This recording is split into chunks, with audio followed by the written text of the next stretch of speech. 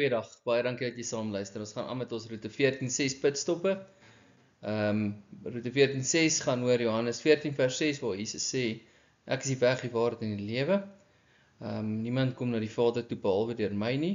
En ons bou dan roete 14:6 vanuit die waarheid dat ons op daardie weg moet lewe. Die roete van ons lewe is agter Jesus aan. As mense wat ons self verloon, ons kruis opneem, ons Here Jesus bely en hom volg. Ons is vandag by die 10de gebod. In die 10de gebod hoor ons, daar word geleer, jy mag nie iemand anders se huis begeer nie. Jy mag nie sy vrou begeer nie, ook nie 'n slaaf of slavin, 'n bees of 'n donkie of enigiets anders wat aan hom behoort nie.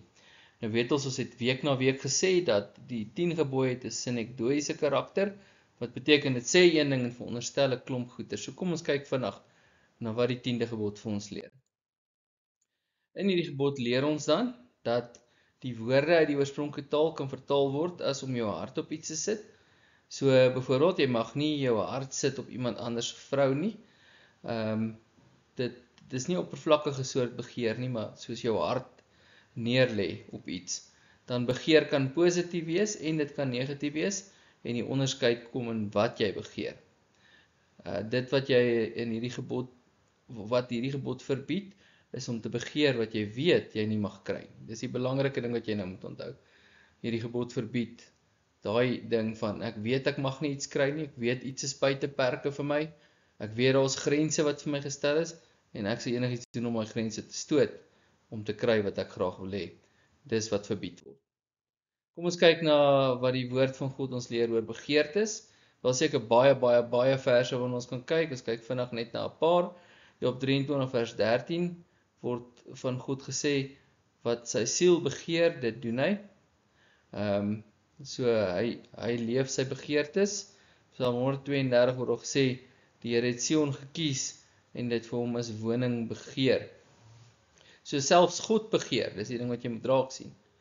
Psalm 27 vers 4 sien ons Dawid sê, een ding het ek van die Here begeer, dit sal ek soek, dat ek al die dae van my lewe mag woon in die huis van die Here.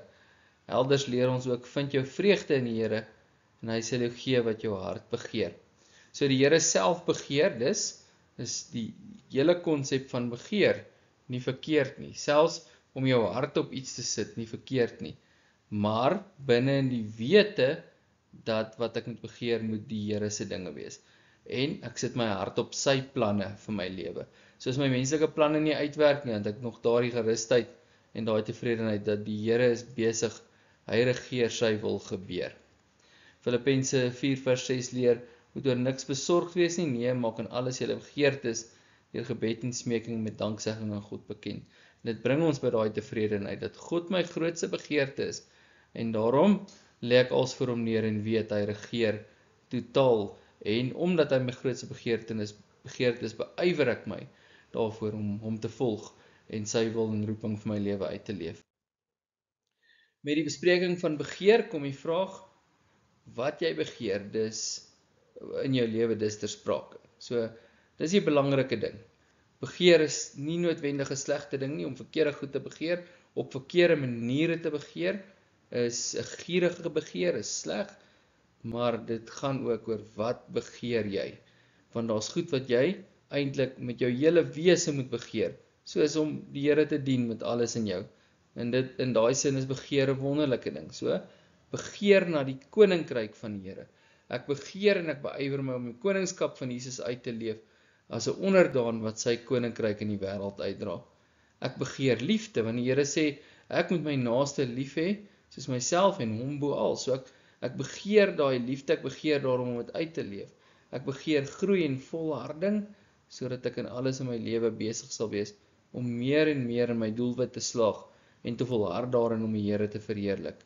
En ek begeer meer, elke dag van my lewe, meer van die Here in my lewe. En dit is deurdat ek begeer om my verhouding met hom, my eerste mikpunt van alles te doen. So, wees gewaarsku daarteen, om nie goed te begeer wat jy weet jy nie mag kry nie, maar wees gemotiveer daartoe, om te begeer wat jy weet jy moet bereik, en daarom vir dit te werk. Kom ons bid saam. Dankie Here, dat u wonderlike begeertes in ons lewe inbou. Dankie vir u genade en u liefde. Help ons om na u bo als te begeer. In Jesus se naam. Amen.